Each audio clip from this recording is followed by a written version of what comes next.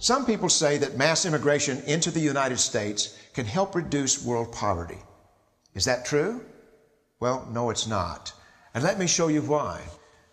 This gumball represents the 1 million legal immigrants that the United States has taken every year on average since 1990. Now, who in the world deserves our humanitarian compassion? The World Bank has one measure of the desperately poor of the world. They make less than $2 a day. And how many people make less than $2 a day in the world? Well, let's start with Africa. In Africa alone, there are 650 million people who make less than $2 a day. 650 million. And in India, another 890 million people, desperately poor. China adds another 480 million people, making less than $2 a day.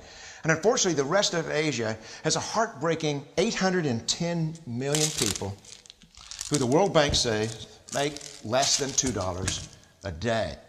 And finally, there's 105 million of Latin America's population that are desperately poor. All told, the World Bank says there are 3 billion people in the world, 3 billion people who are desperately poor, making less than $2 a day. That's 3,000 gumballs. And every year, we take 1 million and suggest that we've somehow made a humanitarian difference. Of course, we don't pull our immigrants from these desperately poor populations, do we? These people are too poor, too sick, too disconnected to make it here as immigrants. We tend to pull our immigrants out of the better off poor of the world. And Mexico tends to define the type of immigrant that we bring here because the plurality of people come from Mexico. And Mexico is poor. How many people in the world live in countries that have average incomes lower than that of Mexico?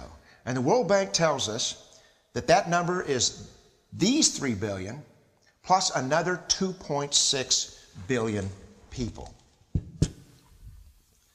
5.6 billion people in the world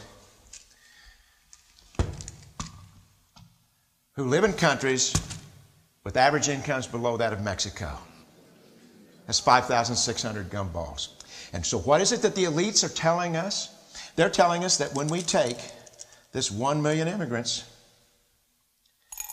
that we somehow or another are tackling world poverty. And we have to do it regardless of the effect on our unemployed, the working poor, the most vulnerable members of our society, regardless of the effect on our natural resources. Even if we went by the most radical proposals in Washington, which are to actually double our immigration to 2 million a year, which would totally overwhelm our physical, natural, and social infrastructures, we couldn't make a noticeable difference. And we may be really hurting the impoverished people of the world because the million that we do take are among the most energetic, often the better educated, certainly the most dissatisfied people that if they did not immigrate would be the agents for change to improve the lot of all the people in these countries. The true heroes in the global humanitarian field are the people in these countries who have the wherewithal to immigrate to another country, but instead stay in their countries to apply their skills to help their fellow countrymen. Unfortunately, our immigration system tends to entice these very type of people to abandon their countrymen. The impossibility of making even a dent is actually worse than it looks here. Because last year, when we took 1 million immigrants, these countries added, births over deaths, 80 million more people into the impoverished populations. And this year, Congress is bringing in 1 million legal immigrants. And this year, according to the United Nations, these countries are expected to add another 80 million people.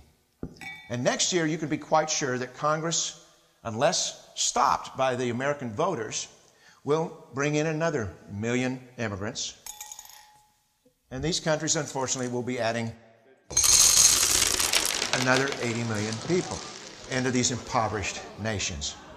We could take 5 million a year, but we'd never get ahead of what's happening in these countries. Not in this century.